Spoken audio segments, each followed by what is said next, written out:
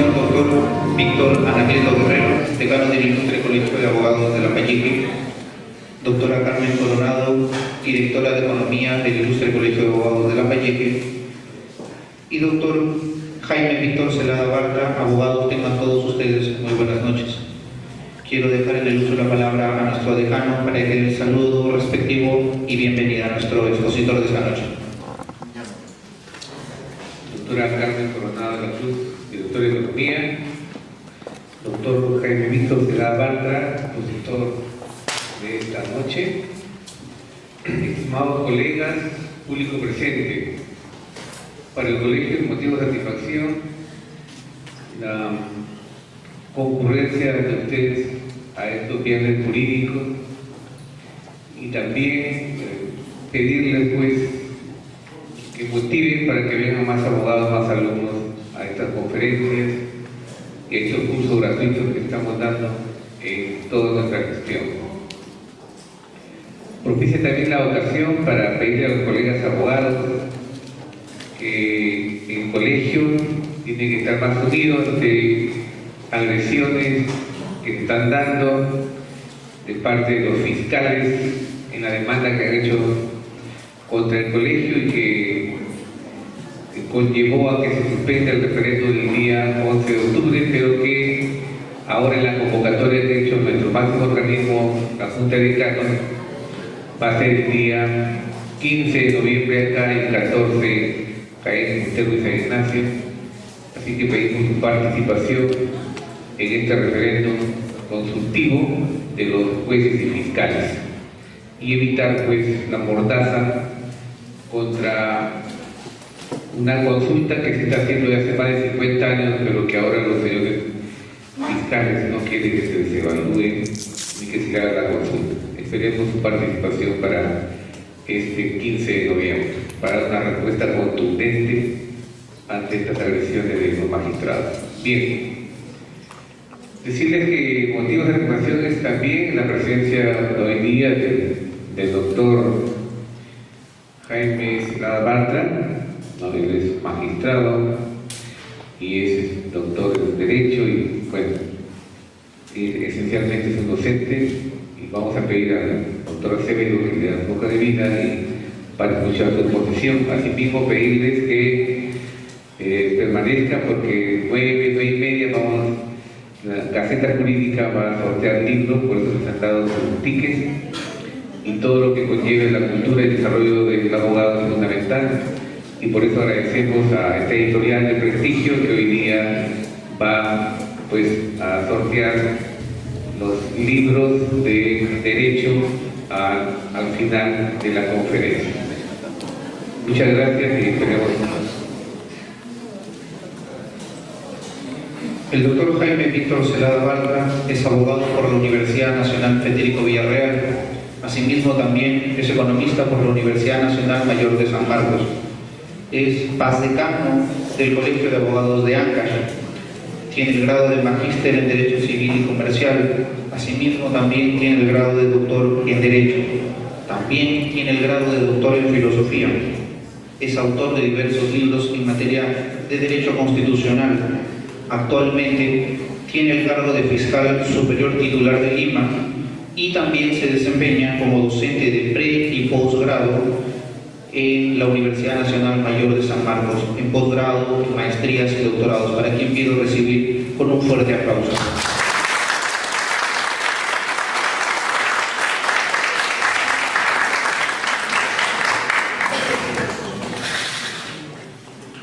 Doctor Víctor Anacleto Guerrero, decano del Ilustre Colegio de Abogados de Lambayeque, señores miembros de su directiva, señores abogados, estimados amigos y amigas presentes esta noche en el auditorio del Colegio de Abogados de Lambayeque. El tema propuesto para esta noche es la Constitución y la política criminal. Lo que quiero decirles es de que este es un tema muy corriente y suficientemente tratado y que motiva conversaciones en el seno de las familias a nivel nacional. Y lo que ocurre esta noche es de que parte de la familia peruana nos hemos reunido para conversar sobre un problema tan grave que aflige a la nación. La única diferencia, vean ustedes, será de que soy el que va a hablar un poco más esta noche. Eso es todo. La Constitución y la política criminal. De manera didáctica, este tema lo hemos dividido esquemáticamente en los siguientes capítulos. Primero, vamos a tratar sobre la Constitución, pues como se sabe, o el derecho constitucional, pues se sabe que el tema central del derecho constitucional es la Constitución. Daremos criterios sobre la teoría del Estado y la ciencia política. En segundo lugar, vamos a enfocar los antecedentes constitucionales de la política criminal. Asimismo, un recuento muy sucinto, por supuesto, de las teorías penales sobre la materia. En tercer lugar, vamos a enfocar el derecho penal, los principios del derecho penal, el sentido y uso filosófico del derecho penal, para entrar en cuarto lugar a la política criminal. Fundamentalmente, vamos a dedicarnos a dos temas: las funciones y los objetivos de la política criminal. Por último, en la parte quinta vamos a describir y explicar el crimen y la criminalidad en el Perú de hoy. Y naturalmente presentaremos al final algunas conclusiones. Eso es todo. Sobre el derecho constitucional. Hay diversas formas de definir de lo que es el derecho constitucional. Sin embargo, diremos de que se trata de una disciplina científica del derecho que tiene como objeto central organizar los poderes públicos del Estado, sus modos de designación. En una palabra, es el encuadramiento jurídico del ejercicio del poder.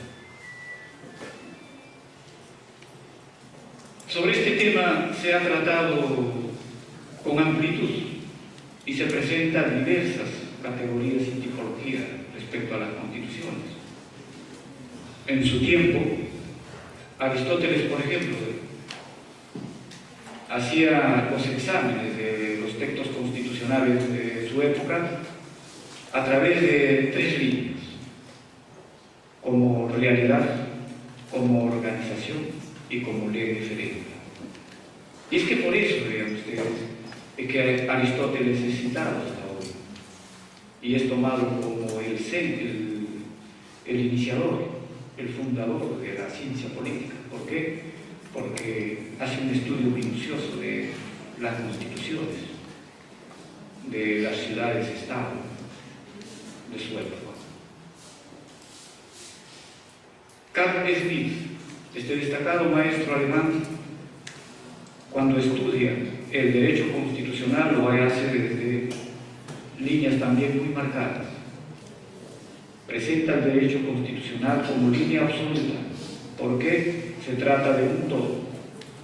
Lo presenta a las normas constitucionales como relativas, debido a que cualquiera sea el lugar que ocupen las normas constitucionales dentro de un texto constitucional, siempre será constitucional. Por eso es que echa abajo algunas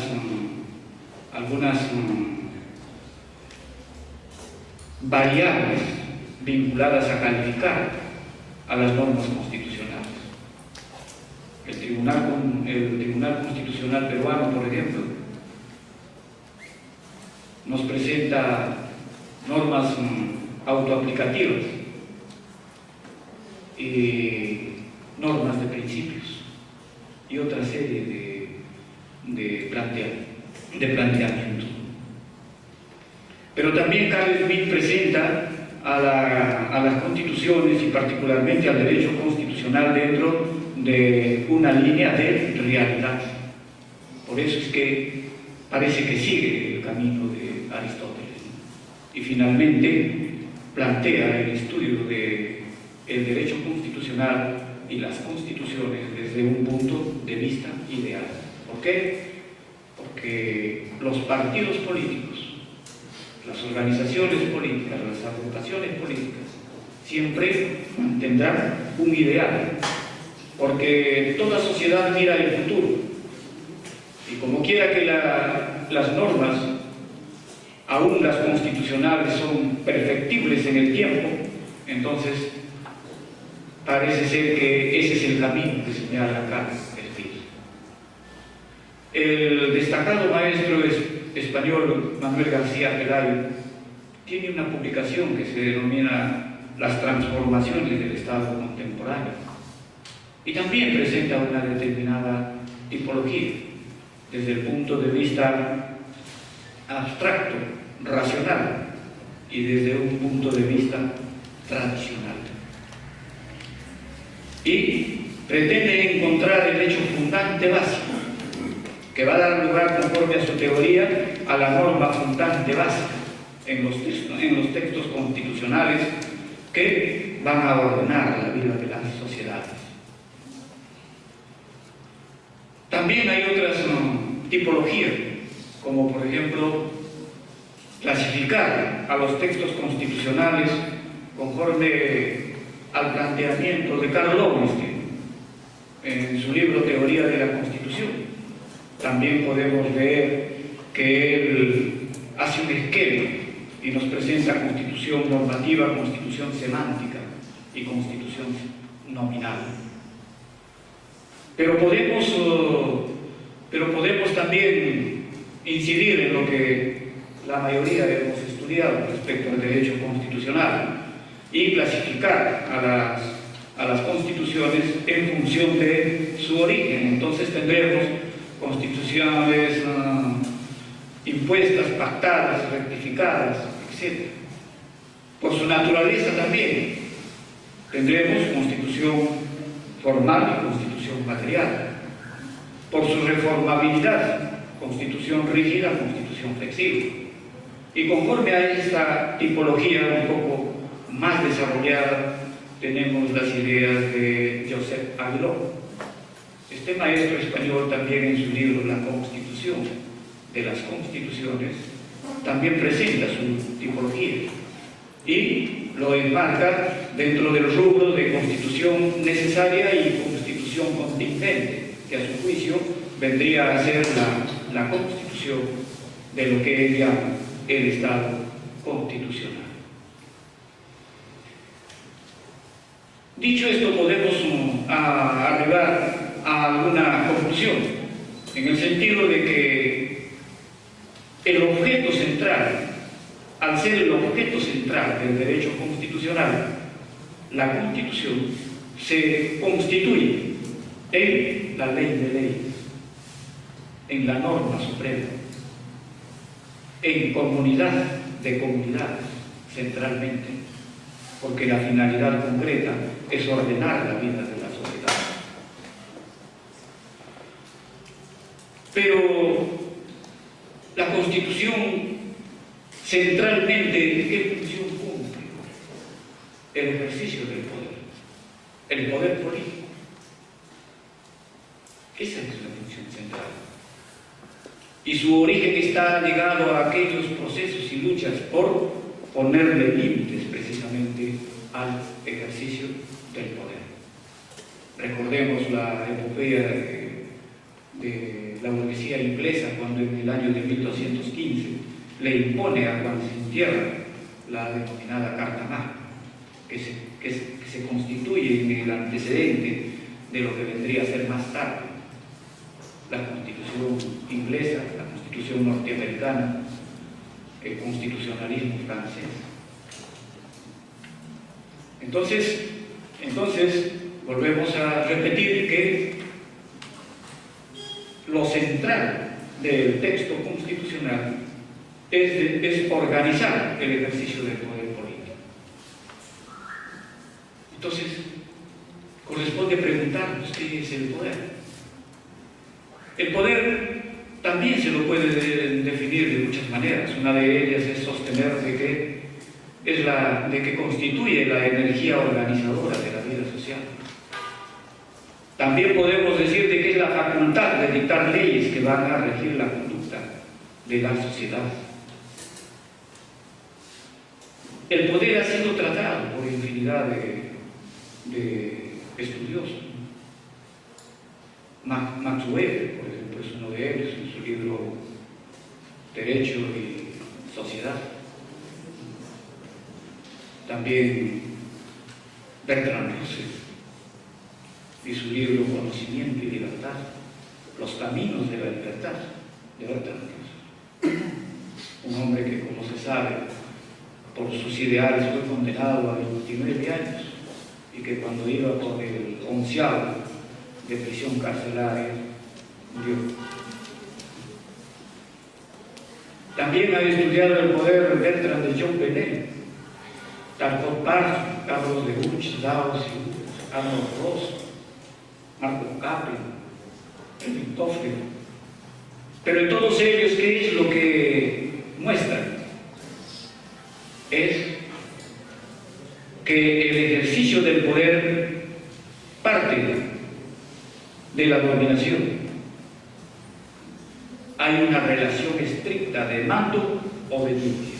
Eso es lo que identifica cada una de estas líneas de pensamiento. Pero entonces, cabe preguntarnos qué es la ciencia política. La ciencia política no es más que la disciplina que estudia cómo se ejerce, se organiza y se planifica el ejercicio del poder. Por eso es que las definiciones que se dan también sobre la política son nutridas.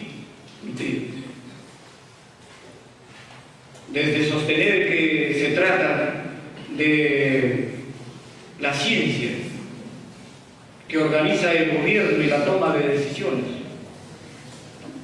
a otras definiciones, como por ejemplo el destacado maestro mexicano Luis Andrade Sánchez nos dice que la política es la forma específica de comportamiento humano relacionado con el gobierno. Se trata de relaciones interhumanas en el marco de una sociedad organizada, conforme a Andrea Uribe. Entonces, como ustedes verán, la ciencia política y la política en particular nada tiene que ver con la politiquería que nosotros tenemos en la sociedad peruana. El estudio del marco teórico es lo que presenta a nivel de estadista en el ejercicio del poder, en el ejercicio del gobierno. Y por eso es que las sociedades del mundo admiran y respetan. La sociedad inglesa, por ejemplo, como decimos, los ingleses se sacan el sombrero cuando pasaba Churchill, por ejemplo, o en la sociedad norteamericana. Los presidentes, cuando transitan por la calle, son saludados, y cuando ingresa al hogar de una familia es recibido. La gente se saca su chompa para que pase su presidente.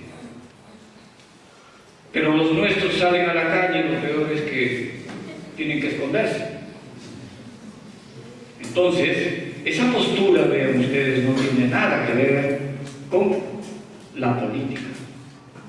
La política es la ciencia del buen gobierno de los pueblos. Así tenemos que entenderlo. Y como saben nuestros políticos y los altos funcionarios de la administración pública que la población rechaza, entre comillas, lo que siente que es política, cuando se ven en conflicto, ¿qué es lo que dicen? Lo están politizando. Yo recuerdo mucho cómo es que un miembro del Tribunal Constitucional, cuando era duramente cuestionado cuando se habían eternizado en el cargo, no obstante que la Constitución señala 5 años.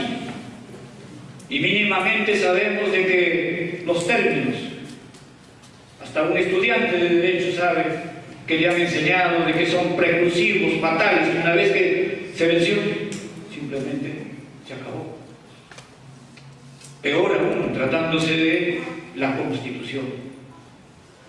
Señalaba 5 años, pero ya estos señores ya querían llevarse a la tumba el cargo.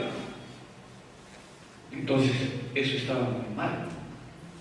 ¿Y qué es lo que declaró uno de ellos? Se está politizando. Si precisamente, conforme a las definiciones que les he dado, la política está ligada a nuestra vida. Lo que no está ligado a nuestra vida es el delito y la delincuencia, la corrupción. Esto no es inherente a la naturaleza humana. Pero después que se politice, ¿cuál es el problema? Que se politice, pues. Y que las aclaraciones se den dentro de la práctica de la política. Vuelvo a repetirles, el conocimiento de la política, y en particular de la ciencia política, es lo que le da nivel. Entonces la ciudadanía mira con respeto y dicen, ahí está el señor presidente, que difiere, claro, cuando nosotros decimos ahí está un gángster de la política, ¿no? Eso es otra cosa, ¿no?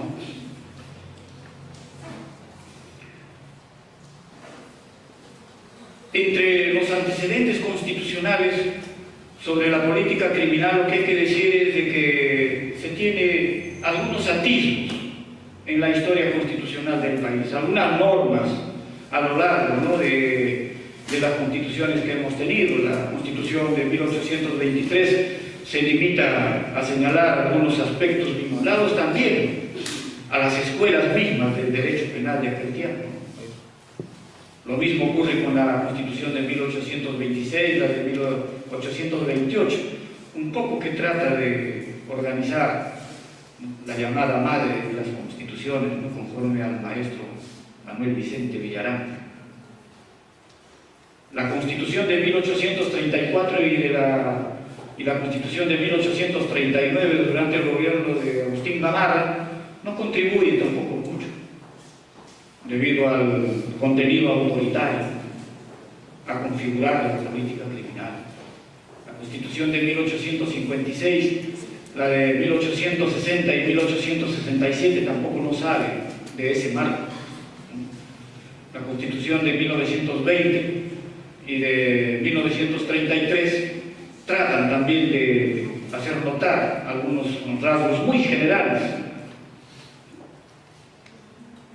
Igualmente la Constitución de 1979, y como quiera que en las partes más sustantivas es copia la Constitución de 1993, entonces mantiene ese ritmo. Entonces lo que se observa es de que no existe un manejo concatenado, coherente de política criminal en la historia constitucional de nuestro país. Sobre los antecedentes teóricos vinculados al derecho penal, se puede mencionar que la política criminal siempre estuvo presente, ¿no?, en el desarrollo de los estados, en el estado antiguo, el estado teocrático y despótico, en el estado escolástico, en el Renacimiento, con Nicolás Maquiavelo al tratar de configurar las bases del Estado moderno, y posteriormente la filosofía de los tiempos modernos iría a configurar mejor la línea del Estado y por lo tanto también la configuración de los delitos. Y como resultado precisamente de la reflexión filosófica de los maestros del siglo XVIII, centralmente el iluminismo, la enciclopedia, el materialismo francés centrado en el pensamiento de Dealende, Holbach, Helvetius, Lametti, y qué decir, ¿no?, de la filosofía del Estado y el derecho, Montesquieu, el espíritu de las leyes, Juan Jacobo Rousseau. Ese marco sería el marco de la escuela clásica, pero antes de que entre en acción la escuela clásica del derecho penal, tendría la academia la presentación del libro de los delitos y las penas de Garín. La línea que él expone como base de lo que vendría a ser más tarde la política criminal se centra en conclusiones que aún hoy siguen vigentes. ¿Qué reclamaba este gran maestro del derecho penal? Leyes penales claras y simples. Leyes penales claras y simples. Recompensa al hombre honesto, al hombre honrado, cosa que ni hoy se hace. La presencia de la educación y la elaboración de las normas penales sobre la base de la libertad.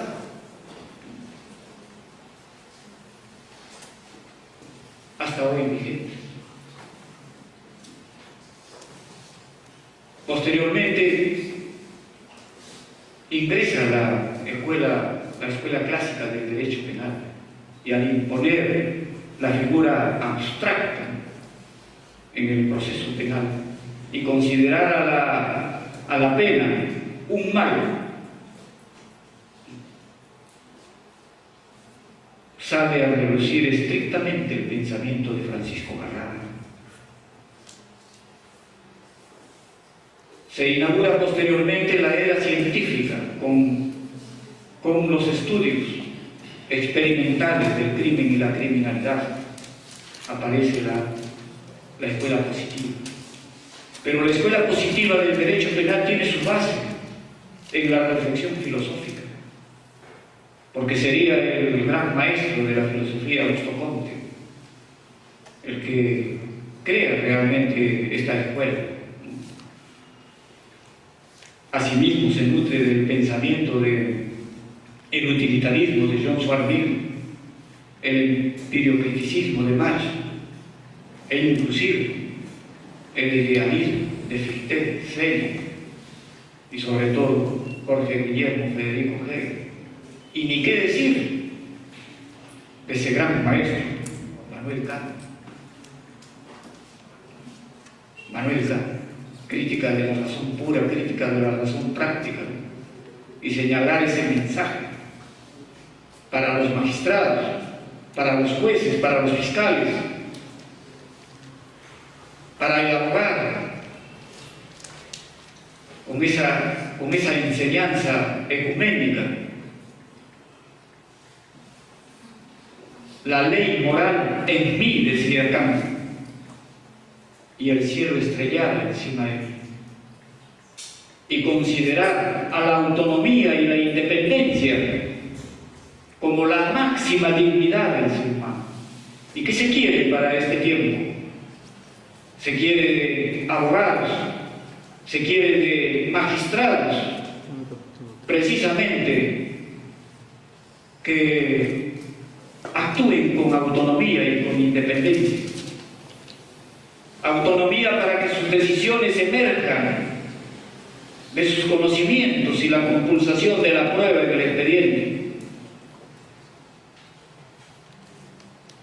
Y que jamás acepten la influencia de nadie, porque en los despachos fiscales y en los despachos judiciales el mandato está en el contenido de un expediente. En tanto no entendamos esa grandeza, la grandeza de esta enseñanza, poco se puede esperar de cambios en la administración de justicia en nuestra patria. Con la escuela positiva en el derecho penal también, como ya dije, se inicia la etapa científica del derecho penal y tiene tres variantes muy concretas: la investigación del hombre delincuente centrado en el pensamiento de los tres destacados maestros. Enrique Cerny, en primer lugar, con su publicación Socialismo y Ciencia Positiva, para señalar de que si el hombre comete un delito, es responsable. ¿Por qué? Porque vive en sociedad, y sentaría las bases de lo que vendría a ser la escuela sociológica del derecho penal. Los estudios del hombre delincuente, el estudio centrado en determinar que determinadas características tipificarían al hombre delincuente, y también la variante jurídica dentro de los alcances de la escuela positiva. Entonces se tiene de un lado al honroso y Garo como los dirigentes de ambas escuelas de derecho penal. El tiempo no se detiene y las teorías se desarrollan vinculados al crimen y la criminalidad. Y se tiene la escuela sociológica con Frank von Clis, este maestro alemán. En realidad tiene la virtud de haber concretizado líneas generales sobre lo que constituye la política criminal. Y es que ella propone de que no solamente se tiene que estudiar centralmente el delito, sino que se tiene que considerar las circunstancias que rodean la comisión del delito, y por lo tanto llega a establecer relación entre la comisión del delito y la sociedad. Entonces estamos con la escuela sociológica. Posteriormente hubieron otras corrientes, como por ejemplo el positivismo crítico, que ve al delito como algo real y concreto. Ya no es la figura abstracta que nos enseñaba la escuela clásica del derecho penal. La escuela correccionalista y la escuela de Kiev, para centrar las bases de lo que vendría posteriormente a ser el derecho penal autoritario. Y hay que agregar la escuela institucional, constitucional, porque sobre la base de los derechos fundamentales adquiriría desarrollo la política criminal sobre la base del derecho constitucional, tomando como fuente a la Constitución francesa de 1936, la Constitución italiana de 1937 y la Constitución alemana de 1939. Y entonces, ¿qué se tiene? Se tienen las diversas formas también de Estado y de gobierno. El Estado policía, el Estado manager, el Estado del bienestar, y se tiene también el Estado neoliberal. Nos interesa a nosotros conversar algo sobre el neoliberalismo, porque precisamente eso es lo que se debate actualmente en el mundo académico y en el seno de la sociedad peruana. ¿Qué es lo que tenemos que decir? De que el neoliberalismo no es más que lo nuevo, entre comillas, frente al liberalismo. Esto tiene relación, vean ustedes, con el paleolítico y el neolítico, cuando se estudia la prehistoria. En el paleolítico, la piedra tosca. En el paleolítico, la piedra pulimentada. Vinculado al derecho o a la vida de los estados, se quiere presentar las viejas formas como transformadas a los tiempos actuales. El liberalismo fue planteado por Adam Smith en términos económicos. Él publica su libro de investigación sobre la naturaleza y causa de la riqueza de las naciones. ¿Y qué es lo que planteaba frente al Estado? Él decía de que el Estado debe cumplir la función de seguridad para los ciudadanos. En segundo lugar, planteaba la educación y la infraestructura, los servicios públicos. El neoliberalismo pretende olvidar eso y solamente rescatar el fundamento de libertad, de comprar y vender, que acuérdense ustedes fue el planteamiento de la escuela fisiocrática de la economía, cuando sustentaba dejar hacer, dejar pasar, laissez-faire, laissez-passer, decían ellos, ¿no? Dejar hacer, que el mundo camina solo. Entonces rescatan los neoliberales ese planteamiento y lo adaptan para este tiempo. Y entonces, ¿qué es lo que plantean hoy? De que el Estado no hay necesidad de que tenga en sus manos la seguridad, ni por el último hasta reniegan cuando se habla de nacionalidad. En el terreno ideológico, ¿qué es lo que plantean? Sería Milton Friedman, decano de la Facultad de Derecho en 1960 de la Universidad de Chicago, que plantea escuela monetaria o monetarista. Publica un libro que se llama Libertad de elegir, y en él fundamenta qué papel debe jugar la propiedad y qué papel debe jugar la libertad vinculada al mercado. Entonces, prioriza él la libertad a la igualdad social en todo terreno. En segundo lugar, en el ámbito constitucional, a partir del artículo 58 al 89, se regula la constitución económica. ¿Y qué es lo que se dice? Que la iniciativa privada es libre y que se ejerce libremente y que se garantiza la libertad de empresa, la libertad de comercio, la libertad de industria, la libertad de comercio.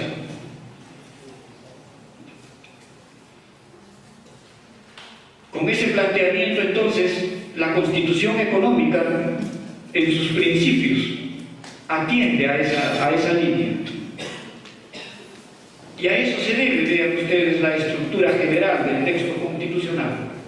Por un lado, aquí les pido que pongan atención. Por un lado, los que dirigen el país plantean la libertad, pero bajo su control.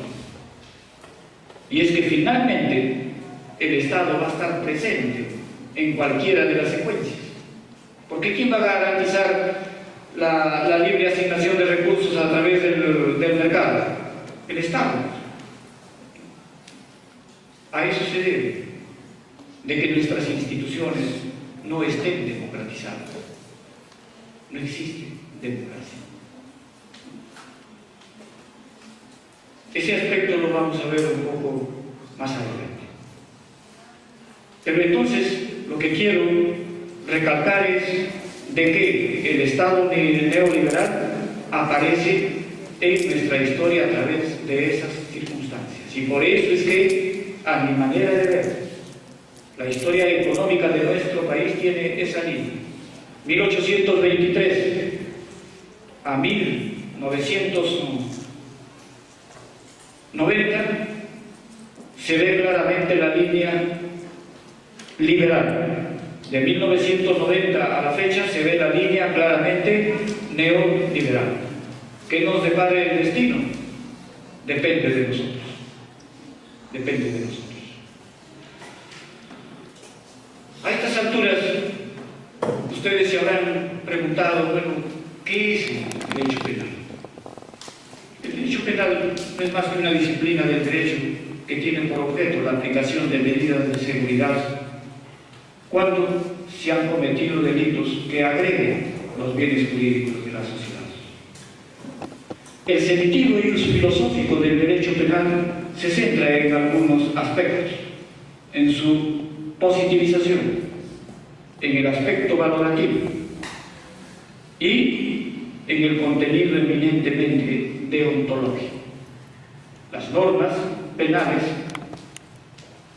al asumir el papel de control social, miran el futuro, la perfectibilidad de la sociedad.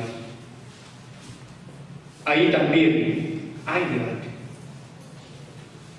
El maestro argentino Zaffaroni plantea de que el delito es consustancial al ser humano y que siempre existirá. A mi manera de ver, eso es una postura pesimista. El ser humano mira el futuro y a factores vinculados estrictamente a la educación y a la enseñanza y práctica de los valores, toda sociedad y todo ser humano en particular tiende hacia la perfección. Y yo considero de que el delito no puede estar eternamente al lado del ser humano.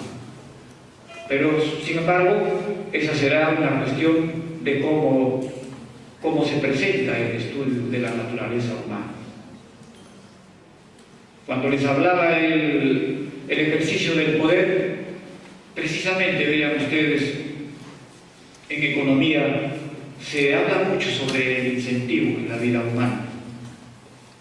Karl Lowenstein, en su libro Teoría de la Constitución, enseña de que el ser humano actúa también sobre incentivos y que los incentivos son tres: el amor, la fe y el poder. Como se sabe, el amor es el sentimiento más noble en la vida humana y todos sabemos de que la fe mueve montañas. Y Karl Lowenstein, al analizar el carácter demoníaco del ejercicio del poder, considera de que eso le ha traído solamente desgracias al ser humano y que lo ha llevado generalmente al desastre. Corresponde a cada uno de nosotros evaluar esos conceptos.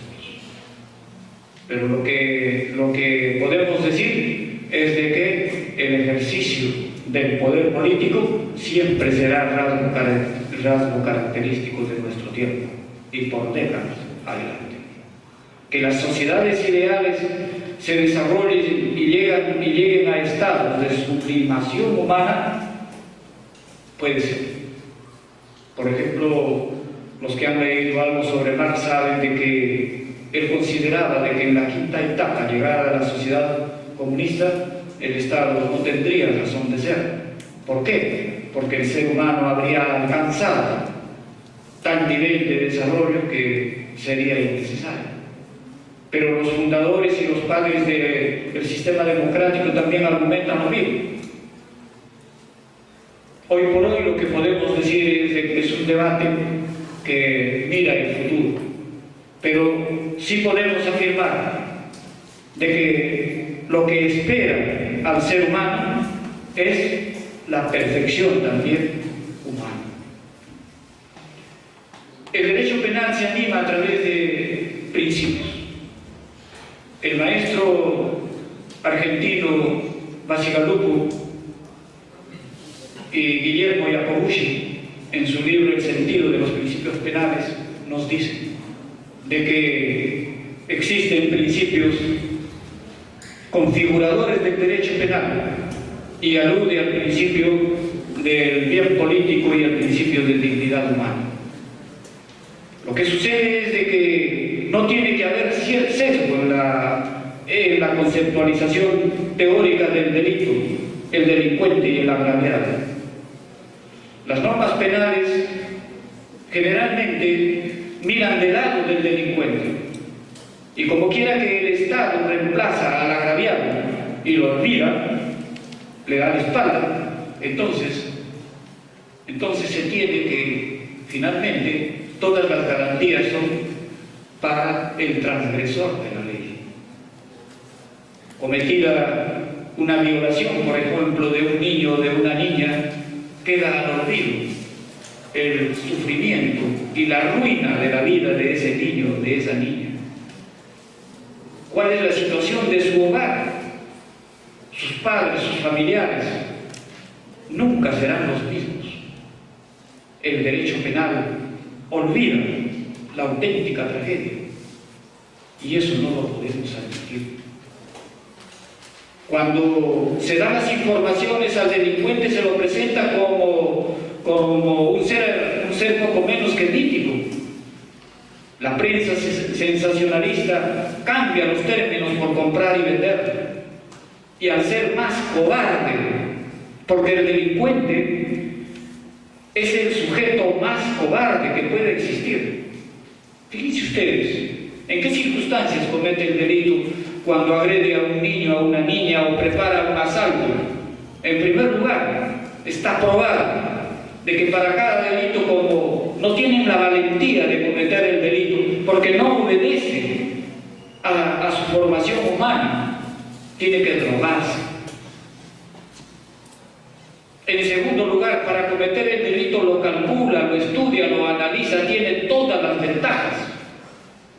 En tanto que la víctima camina, como solemos decirlo, en forma inocente y olvidada de la tragedia social en que se desenvuelve su vida, el delincuente no, cobardemente analiza, lo pormenoriza, hace el reglaje y comete el delito. Pero la opinión pública formada a través de medios de comunicación que no hacen el menor análisis, que el análisis que hacen solamente corresponde a la ganancia, entonces se olvidan de la sociedad y tergiversan la realidad y se olvidan del sufrimiento de la familia. Y entonces, ¿qué reclaman? Poco menos que lo santifiquen al delincuente. Se reclama derechos, cuando la realidad es que en el Perú de hoy el delincuente se va a la universidad del delito y desde ahí dirige los actos delincuenciales. Por eso es que en Lima, ustedes lo habrán escuchado, cuando el delincuente, cuando se ha cometido un delito y lo han enviado al Lurigancho, ¿qué dice? Se ha ido a Canadá o se ha ido a Lurigan Beach, porque se va como de paseo.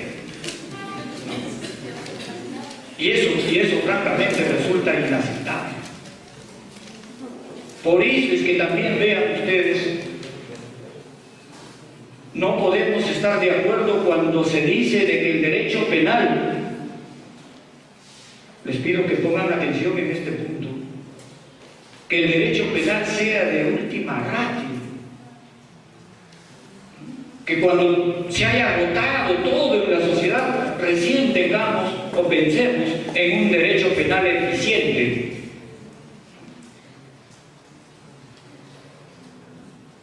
Raúl Eugenio Zaffaroni es uno de los abanderados pues, de esta postura, y que nuestros teóricos, nuestros académicos lo repiten como el himno nacional. ¿Qué es el derecho penal? El derecho penal es pues, de última ratio. ¿Qué es lo que necesita la sociedad peruana en circunstancias en que se vuelve incontrolable el delito y la delincuencia? Un derecho penal de primera ratio, un derecho penal que asegure su papel de control social.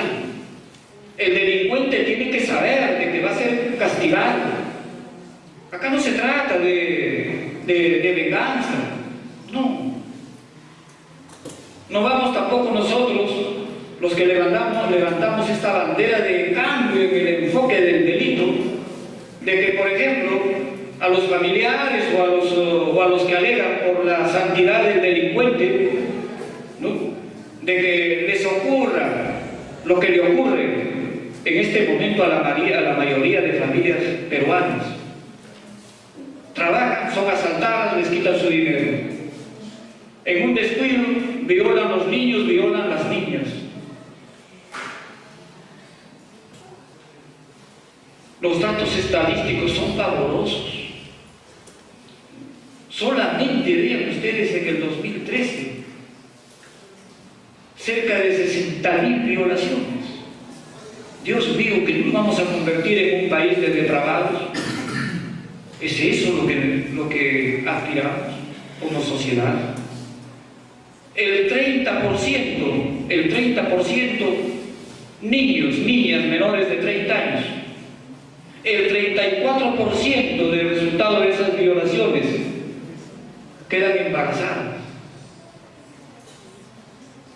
Y algunos curas todavía salen a protestar cuando le han arruinado la vida a esa niña y va a quedar con el recuerdo eterno de la peor agresión que ha tenido en su vida.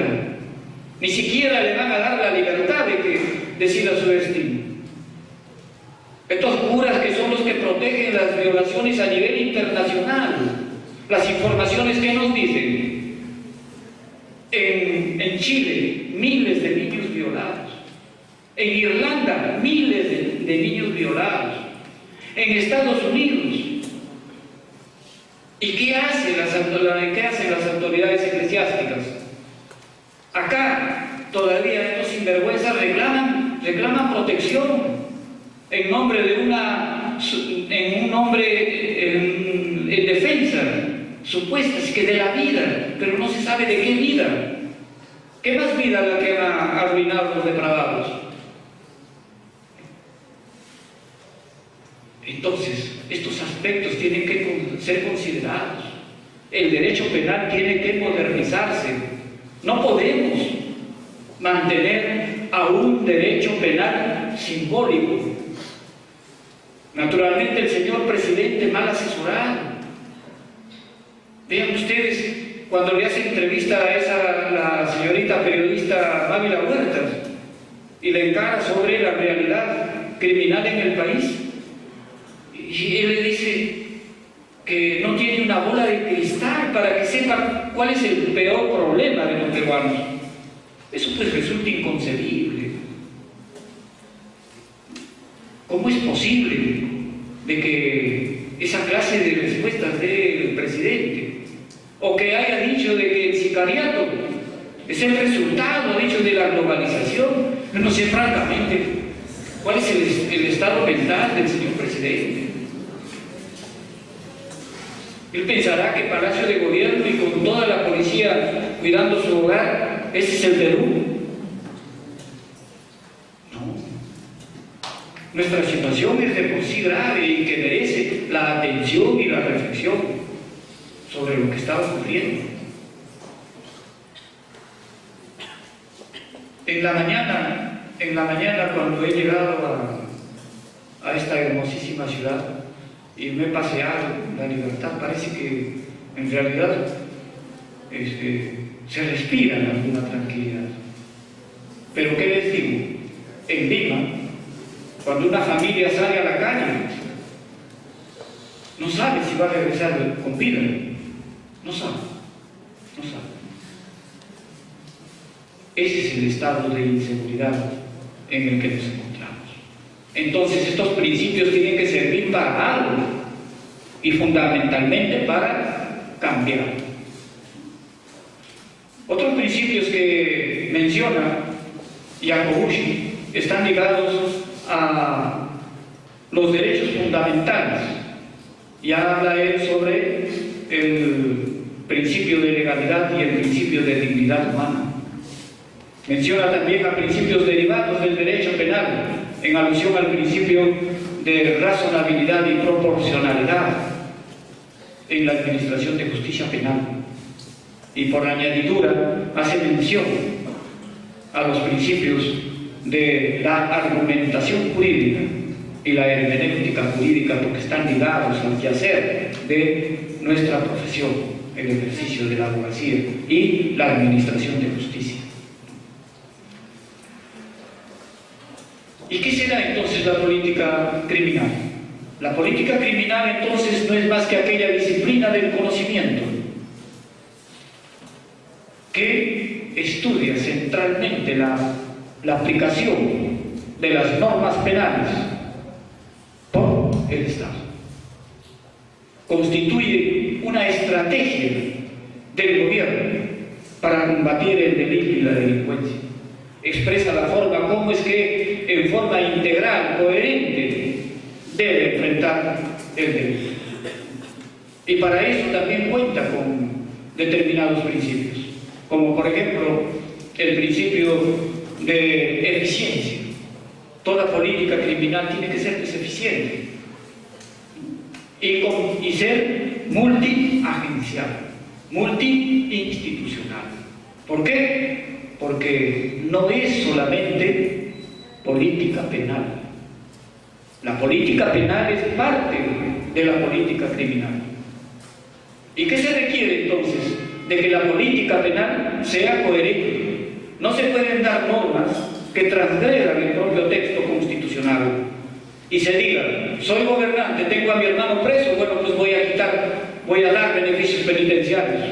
O tengo a mi padre por la droga en la cárcel, lo primero que voy a hacer es sacarlo de la cárcel. O dar leyes que favorezcan.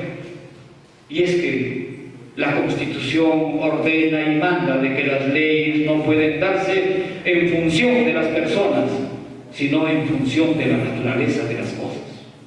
Ese es el mandato constitucional.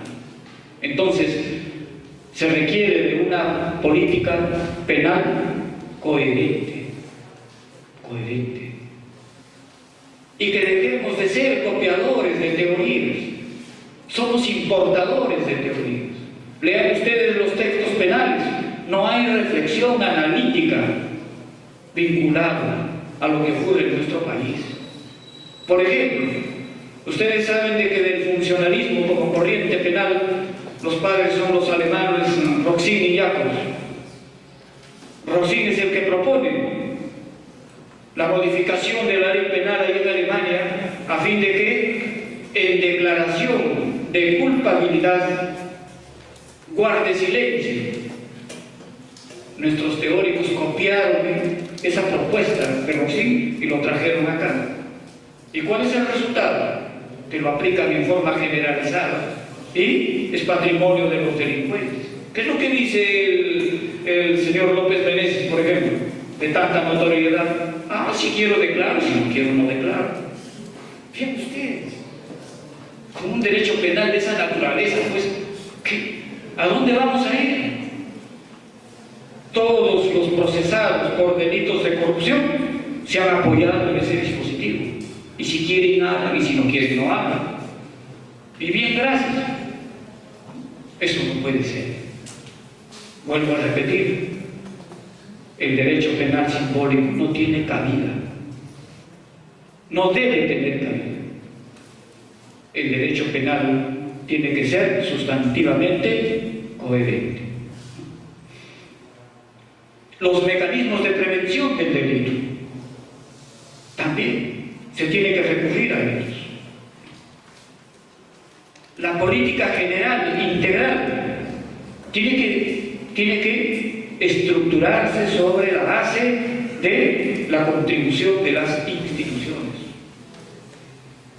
Y por eso es que dar un tratamiento especial a los principios, y los principios que nos señalan de que tiene que participar la ciudadanía en el combate a la delincuencia. Los principios también nos dicen que tiene que haber transparencia. Desgraciadamente, la estructura del Estado en nuestro país se ha convertido en fuente de crimen y criminalidad. No existe, vean ustedes, municipio, ni provincial ni distrital a nivel nacional que no tenga procesos penales por defraudación, por malversación, peculada. Vean ustedes, llegan al colmo de robarse hasta el vasito de leche de los niños. Es incalificable. Se dan los robos en el nivel de los gobiernos regionales. Se dan los robos a nivel del gobierno nacional. Por eso es que fíjense ustedes ahí en la asignatura que dicto he propuesto, ¿no?, el estudio minucioso del gangsterismo político, porque son verdaderas juntas organizadas de crimen y criminalidad.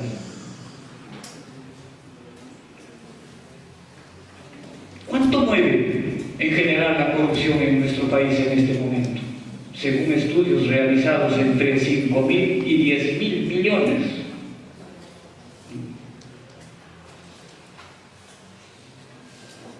Eso es todo el dinero que se mueve en el nivel de corrupción y que está ligado precisamente a la estructura del Estado. Y eso tiene que centralmente merecer toda nuestra atención. Entonces, la política criminal tiene que ser estructurada también sobre la base de lo que ocurre en la realidad de nuestro país y en atención también a los tratados internacionales. La Declaración Universal de Derechos Humanos, la Convención Americana de Derechos Humanos, el Pacto Internacional de Derechos Civiles, todos esos instrumentos jurídicos tienen que configurar la política criminal. Cuando se realiza la descripción y la explicación científica del crimen y la criminalidad, se emplea algunos factores. El primer gran factor, la seguridad. La seguridad lo podemos desagregar en seguridad externa y seguridad interna. En el artículo 163 y siguientes del texto constitucional encontrarán ustedes la seguridad. Y centralmente, ¿quién tiene a su cargo? Las Fuerzas Armadas. Pero, ¿qué tenemos nosotros realmente? ¿Tenemos Fuerzas Armadas o Fuerzas Desarmadas? Tenemos Fuerzas Desarmadas. Fíjense ustedes, el presidente convoca para un supuesto sorteo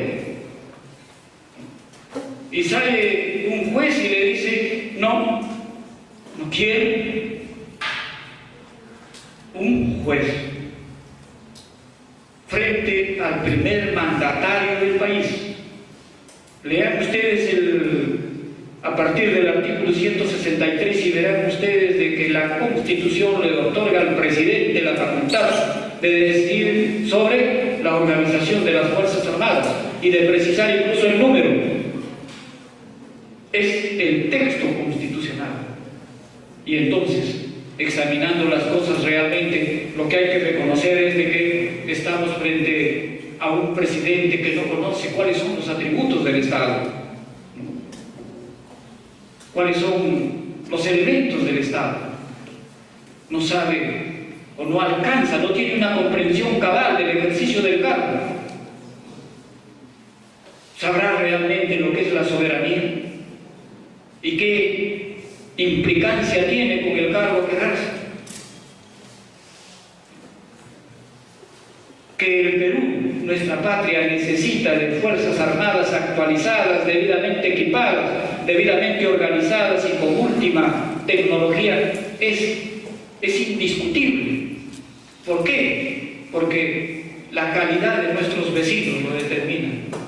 Fijen ustedes la mirada en el Perú de 1823 a 1830 y compárenlo con el Perú de la fecha y van ustedes a notar cómo es que nuestro país se ha ido reduciendo. El Tratado de Río de Janeiro con Ecuador terminó en un tratado totalmente vergonzoso para nuestro país. Los gobernantes que hemos tenido, olvidándose de que nosotros necesitamos carretera, le hicieron su carretera al Ecuador.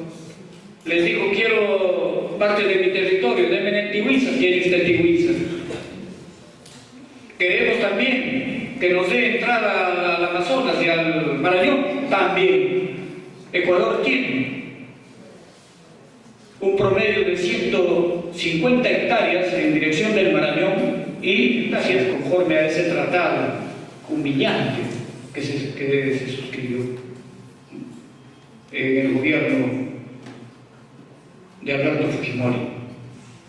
El tratado Salomón Lozano, suscrito con Colombia, es otra vergüenza para el país.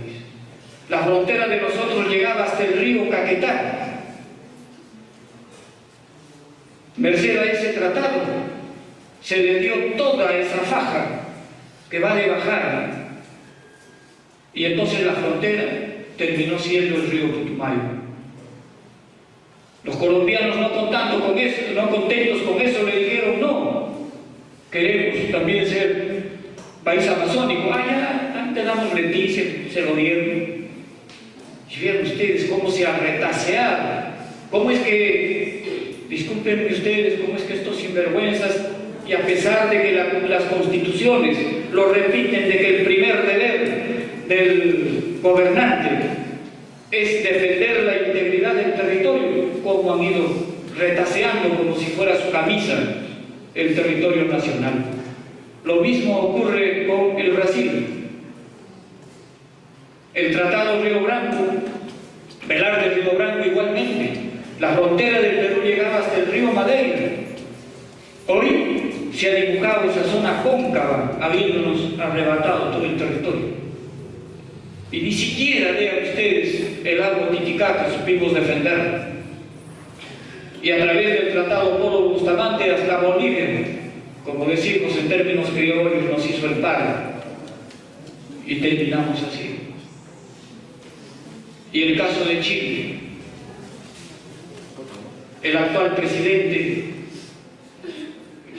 agregándole la feronía a su actuación, ha pagado a los medios de comunicación para hacer creer de que hemos ganado ese litigio en La Haya.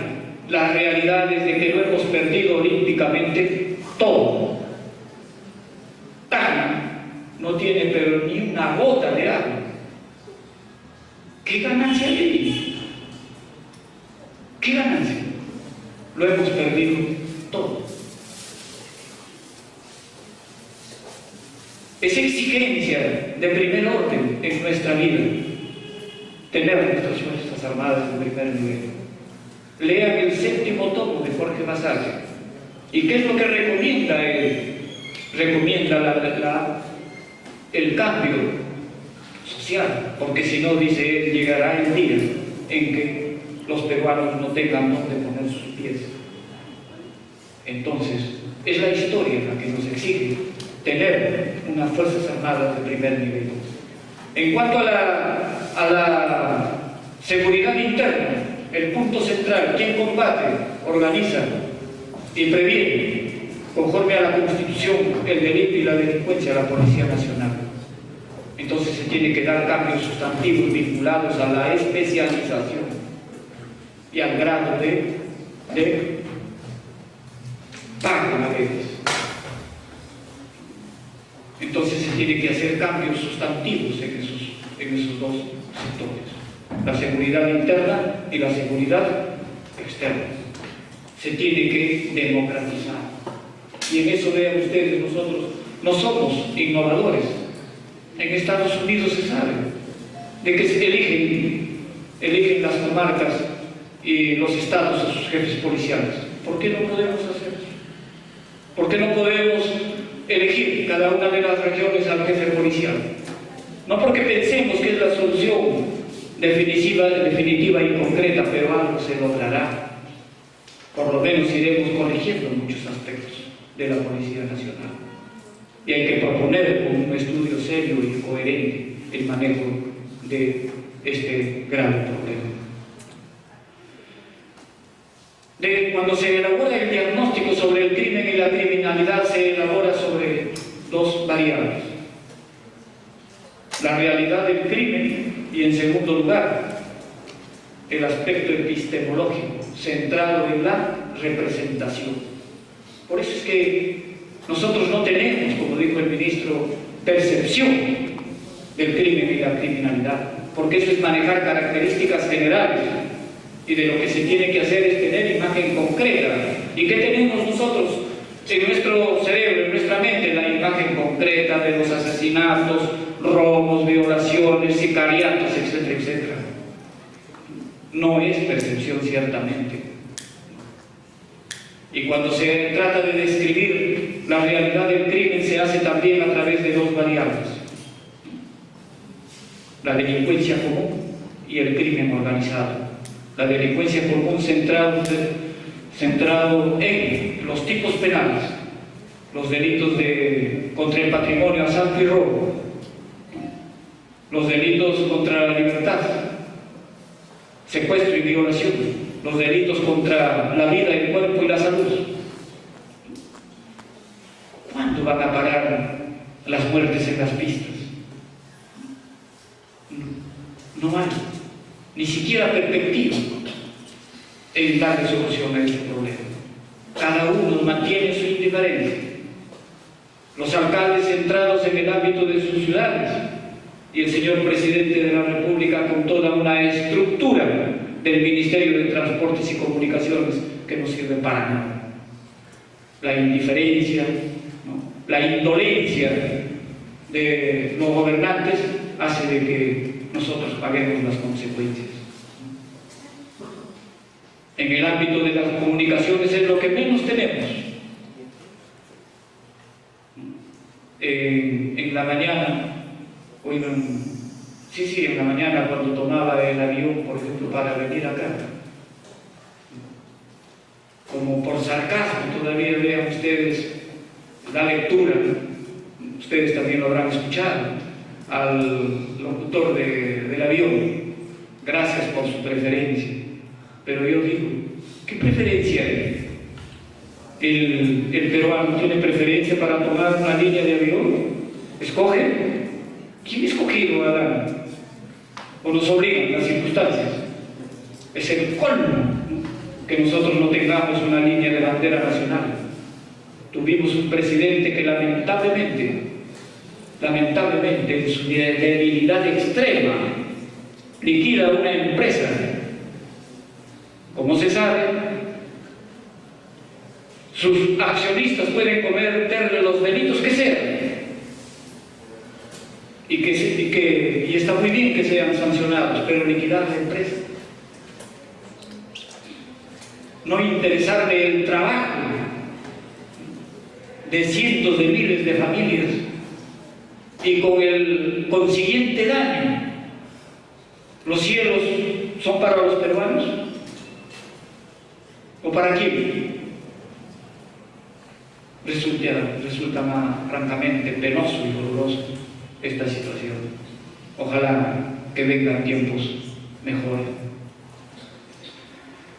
Cuando se estudia, vean ustedes las causas del delito y la delincuencia. Además de que en el sector organizado, ver el comportamiento del crimen organizado en el lavado de activos. Para que tengan una idea, según estudios, mueve alrededor también de 5.000 millones. La trata de personas, la prostitución, todas las lacras sociales conjuradas. ¿Y esta situación en qué se traduce? Se traduce en inseguridad. Todos los ciudadanos nos sentimos desprotegidos. Y si nos sentimos desprotegidos, causa miedo y temor. Todo esto tiene que ver con el normal desenvolvimiento de la vida de los ciudadanos. Y esta situación no puede continuar. Entonces, corresponde fijar, determinar cuáles son las causas que determinan. A nuestro entender, en primer lugar, hay causas psicológicas y hay causas antropológicas. En segundo lugar, hay causas institucionales. Dentro de esas causas institucionales está la falta de democratización y constitucionalización de las instituciones. En primer lugar, ustedes habrán escuchado del Ministerio Público. ¿Cómo es posible que una institución como el Ministerio Público, con miles de fiscales a nivel nacional, el fiscal resulte elegido por 2 votos más el suyo? Por el amor de Dios, ¿dónde se ha visto semejante cosa?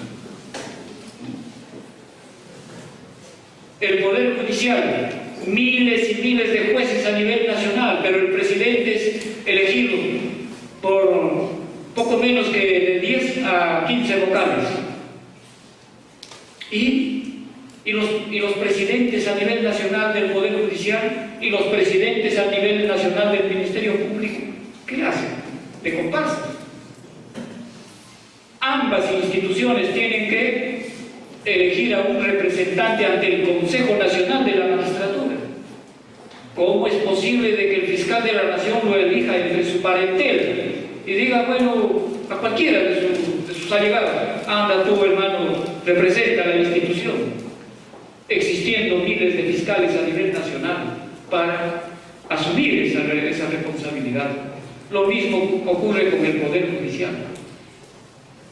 Entonces, tiene que democratizarse. Lo mismo ocurre en el resto de instituciones autónomas.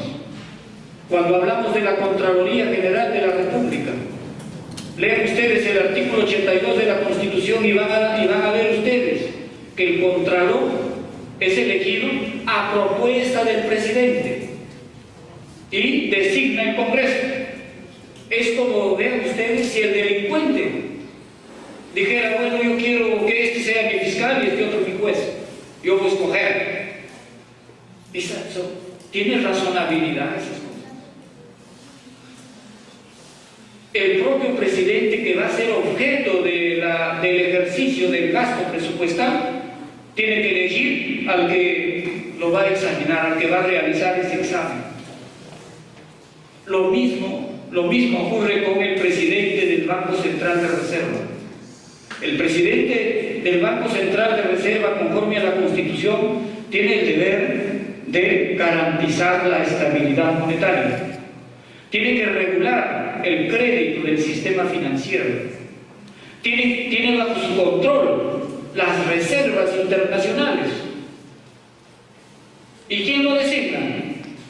El Congreso, a propuesta del presidente.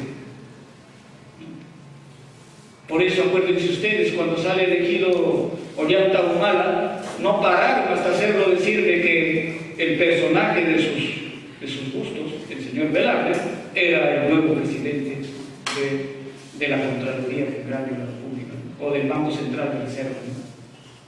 Ahí se calmaban, ya se sentían seguros. Entonces, mientras no se corrija este grave mal en las instituciones, entonces seguiremos así. Estas cosas tienen que cambiar. Por eso es que no quieren ni oír de cambiar la Constitución. Claro que van a querer. Si con eso tienen garantizado todas sus prebendas. El origen de la delincuencia también tiene su base en un aspecto fundamental, la cultura. ¿Qué es la cultura? La cultura no es más que todo lo que ha creado el ser humano. ¿Y cuál es la base? ¿Cuál es el sustento de la cultura? Tiene unos pilares. En primer lugar, la educación. En el caso nuestro, ¿qué clase de educación tenemos? Tenemos una de las peores educaciones del mundo. Hace crisis el sistema universitario, el nivel secundario y el nivel primario. Entonces, andamos mal, muy mal. El docente es peor tratado, peor insultado, peor dejado. Se le convoca a concursos solamente para ofenderlo, humillarlo. Y se trató de imponer una política totalmente discriminatoria con aquello de los colegios emblemáticos. ¿Cuál es la diferencia entre el colegio emblemático y el más humilde de los colegios en las zonas altoandinas o en la selva? ¿No tienen los mismos derechos? Se quería justificar, se quería esconder la verdad. Es como quien pretende cubrir el sol con un dedo. Y eso no puede ser, esto no puede continuar. El segundo gran factor es la política. Sobre la política ya hemos hablado, ya hemos dicho. ¿Y cuál es la práctica de todos estos políticos? Todos. Vean ustedes el espectáculo que da la investigación. El Congreso solamente existe para dimes y diretes. Y no hay nada de educativo. La política es pedagogía. La ciudadanía está a la expectativa. ¿Qué hace el presidente? ¿Qué declara el señor congresista? ¿Por qué? Porque la ciudadanía aprende de ellos. Pero nosotros, ¿qué aprendemos? de esta clase de políticos. Entonces, estos políticos tradicionales tienen que ser desplazados y la esperanza está en la ciudadanía. Hay confianza en que las cosas cambien. Por eso en la mañana cuando he visitado a la Santísima Cruz de Chalpón, me acordaba yo de los mochicas, cuando decían desde mi pueblita, desde tu cueva, observo a los visitantes que van llegando, y como quiera que vengo a pedirte, a llorarte mi sufrimiento y mis penas, dejo también aquí mi fe y mi esperanza. Mi fe y mi esperanza es de que esto tiene que cambiar. No hay nada eterno y será así. Cuando se estudia entonces el funcionamiento de las instituciones, se llega a la conclusión de que tiene que cambiar, tiene que ser motivo de cambio. En el manejo económico del país, la economía tiene implicancia directa en la cultura, tanto como la política. Y la política económica no es más que la aplicación de la teoría a los hechos concretos de la vida económica de un país. Y tenemos que analizar nuestro país a través de objetivos de política económica. ¿Y cuáles son esos objetivos? En primer lugar, el empleo. De acuerdo a la visión que yo tengo, somos un país de desocupados. Los datos que da el Banco Interamericano de Desarrollo son pavorosos. Tienen un ligero desarrollo vinculado a los datos que dio las Naciones Unidas en el 2002. ¿Qué se decía ahí? Se decía de que el 54.8% de la sociedad peruana estaba sumida en la pobreza. En abril de este año, el Banco Interamericano de Desarrollo da las siguientes cifras. Ellos sostienen de que en la sociedad peruana hay tres niveles: los pobres, la clase media y los ricos. La clase de los pobres, dicen ellos que llega al 27.8%, más o menos entre 9 y 9 millones y medio. La clase media, dicen ellos de que hay una clase media consolidada, que sería entre 6 millones aproximadamente. Mencionan al 22,1%. Y la clase media emergente, según ellos, está alrededor de los 15 millones. De esa manera, los ricos en nuestro país, que han sido objeto de publicación, sería el 1%. O sea que aquellos que están con los 500 millones arriba. Pero vean ustedes, los niveles de diferenciación son muy débiles. Por ejemplo, para ellos, la clase media emergente es aquel que tiene un trabajo. Pero ¿qué resulta? Que las empresas en nuestro país llegan casi al 80% entre pequeñas empresas que tienen entre 5 a 8 trabajadores, como mínimo. Y esos trabajadores, ¿en cuánto están? En los 150 soles, que es el mínimo. Pero tampoco todos ganan ese sueldo. La pregunta es, ¿qué va a ocurrir cuando ese trabajador considerado dentro de la clase emergente pierde el trabajo, o se enferma, o sufre un accidente, regresa de nuevo a su sitio de pobre?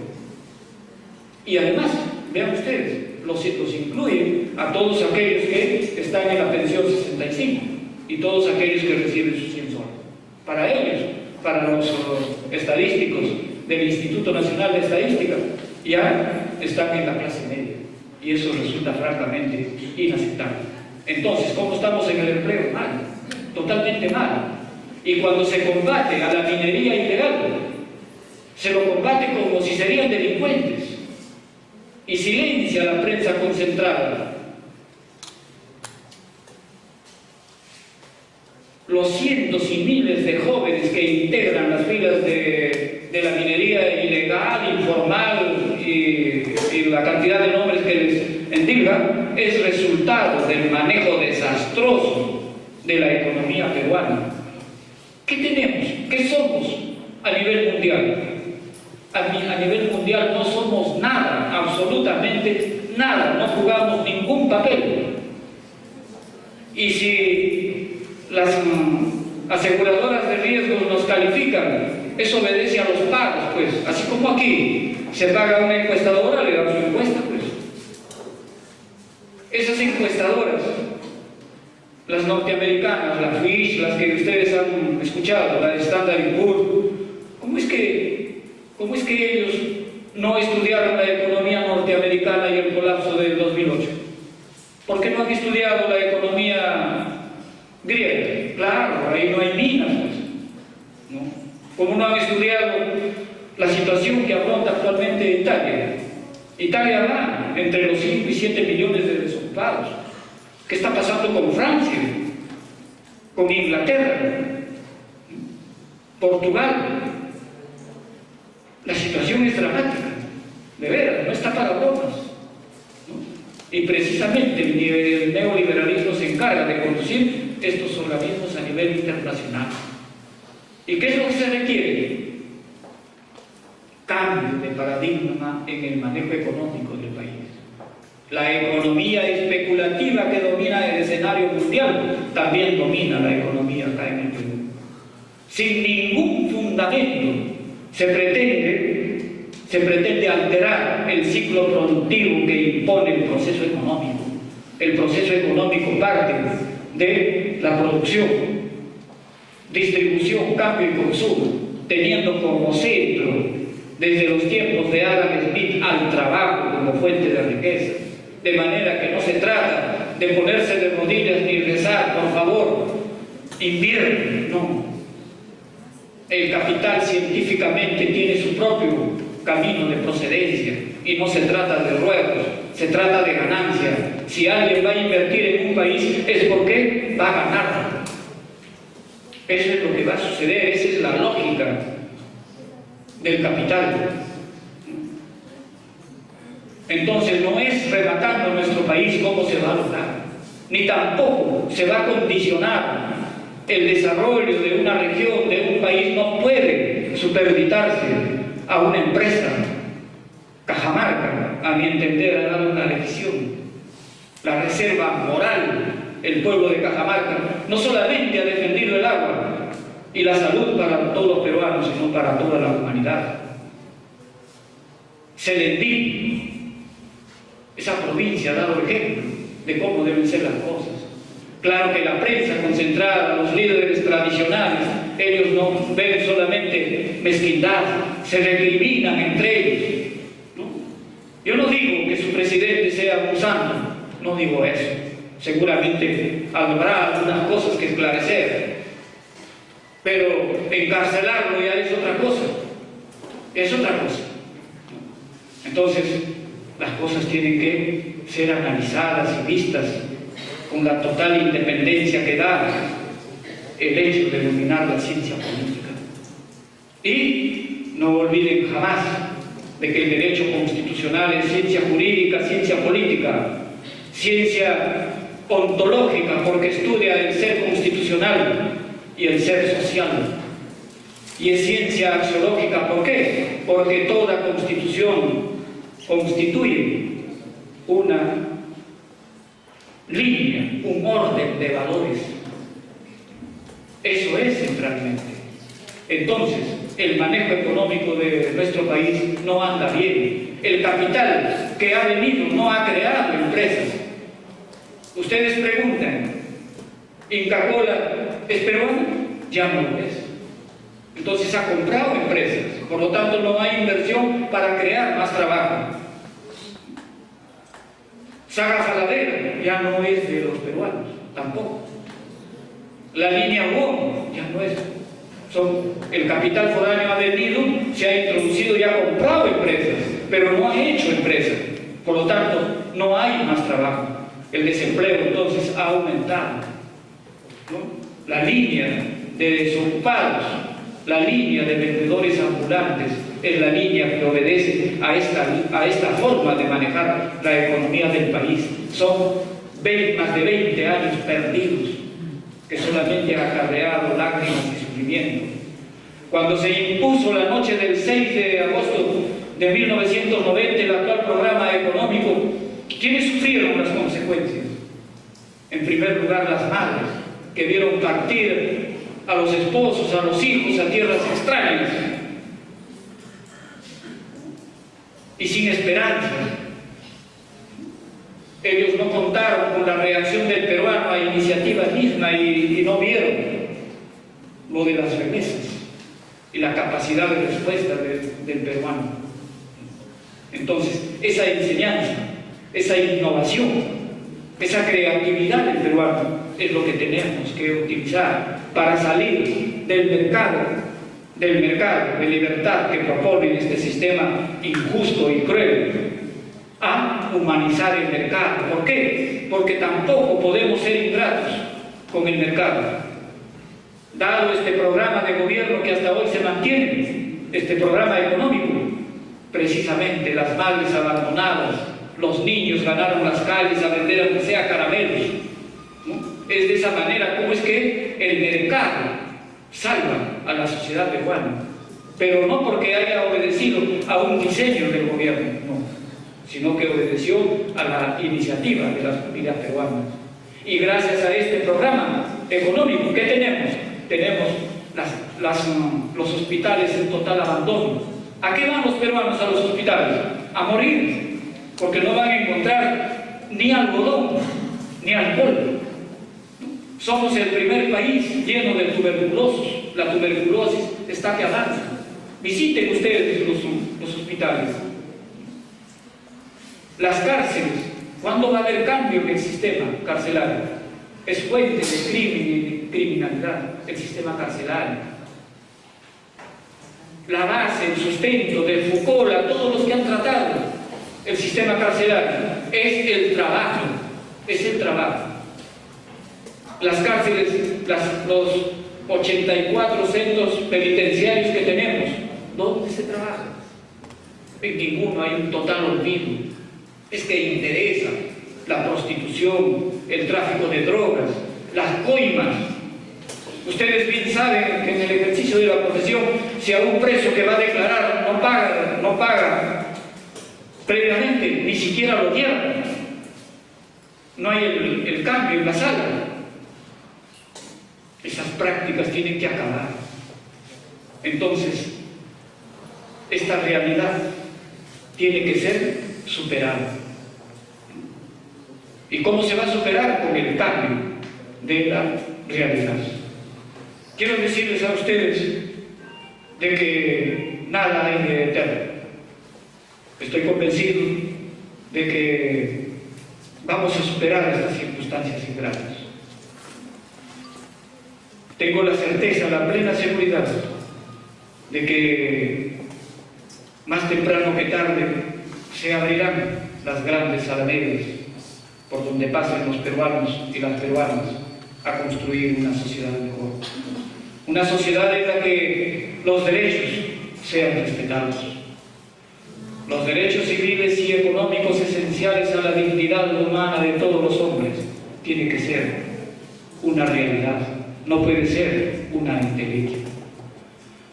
En 1860 el presidente de los Estados Unidos, John Fitzgerald Kennedy, dijo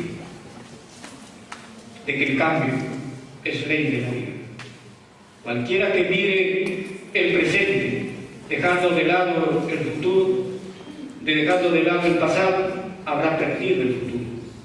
Hoy nosotros tenemos que poner todas nuestras expectativas y toda nuestra dedicación en el futuro que se viene. Yo creo de que los peruanos y peruanas asumirán su responsabilidad y de que los tiempos definitivamente cambiarán. Como dijo el gran Víctor Hugo, tratándose de materias penales, tenemos que cerrar cárceles abriendo escuelas. Muchísimas gracias.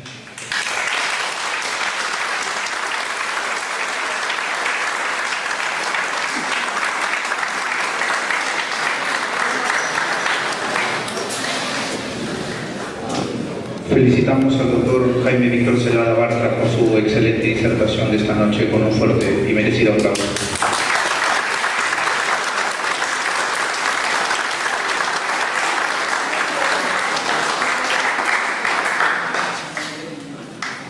Asimismo, el decano del Ilustre Colegio de Abogados de Lambayeque, el doctor Víctor Anacleto Guerrero, quiere hacer entrega de un presente por reconocimiento de esta brillante exposición. Entonces, el Colegio de Abogados de Lambayeque hace entrega de un presente por esta brillante exposición.